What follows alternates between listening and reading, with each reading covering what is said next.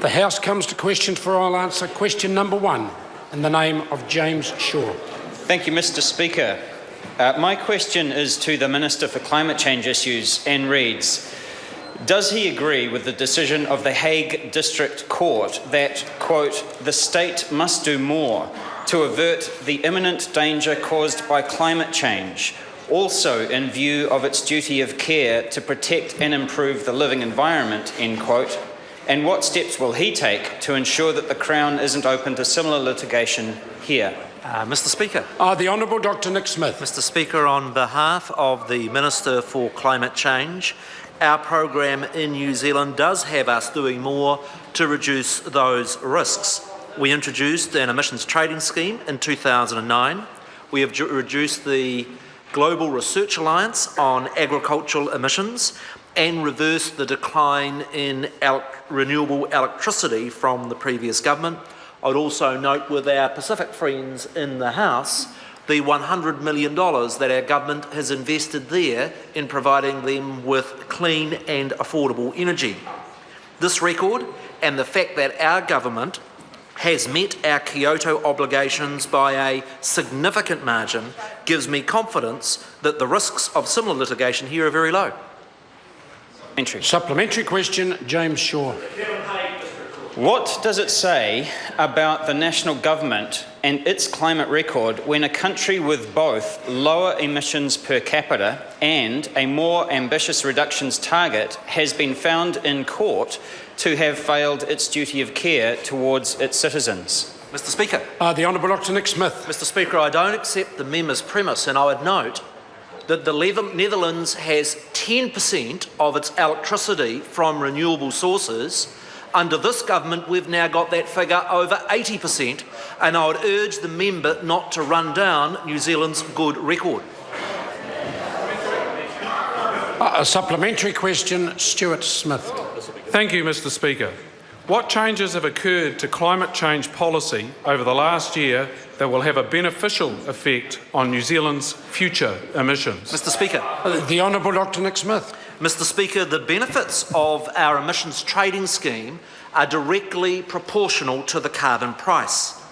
The original legislation, supported by all parties in this Parliament, allowed access to international units that after the global financial crisis became very cheap, down to a price of down to only 10 or 20 cents. The government decision not to allow access to these international units means that emissions from the 1st of January this year are now priced much more realistically, and the current price is $7. This change provides a much stronger incentive to constrain future emissions.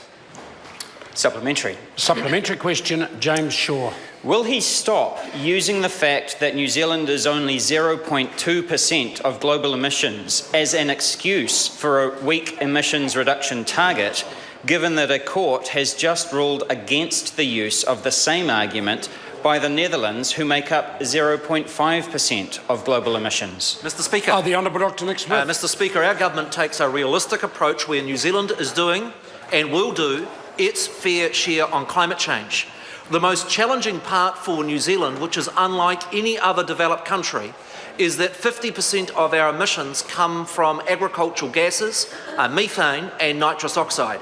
And that is the factor that does provide New Zealand with a challenging circumstance, because technologies do not currently exist that would enable us to reduce those emissions, and that is why our government is investing so heavily in finding the technologies to solve that unique problem. Supplementary. Supplementary question, James Shaw. Given that New Zealand's net emissions have risen 13% since National came to power, why shouldn't young New Zealanders sue the national government for jeopardising their future? Mr. Speaker. Honourable Dr Nick Smith. Because the member's figures are wrong, let me put the record straight. New Zealand's net emissions peaked in 2007. In 2007, New Zealand's emissions were 84 million tonnes. The latest figures in New Zealand is that our net emissions are 70 million tonnes. That is 20% less than what they were under the previous government at its peak. Supplementary. Supplementary question, James Shaw. Does he agree with the Prime Minister's statement yesterday that, quote, ministers from time to time will certainly say that people are free to test their legal rights, end quote, and will he be saying this to young New Zealanders who will be taking hope and inspiration from the success of their Dutch counterparts? Oh, Mr. Speaker. Honourable Dr. Nick Mr. Smith. Speaker, in our discussions with young New Zealanders, they want to have good jobs, they want to have a strong economy, as well as also wanting a responsible policy on climate change.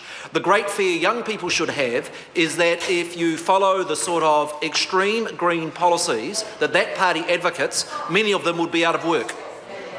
Supplementary. Supplementary question, James Shaw. Given that New Zealanders are crying out for real climate action, will he now encourage the Prime Minister to accept our offer to work together on climate change solutions that New Zealanders want and deserve? Mr. Speaker. The Honourable Dr. Nick Smith. Mr. Speaker, this government is always open to good practical ideas on how we can improve our environmental record. But what we will not do is adopt some of the policies that the Greens have advocated that will come with huge cost and will put New Zealanders out of work. Question number 2, Todd Muller.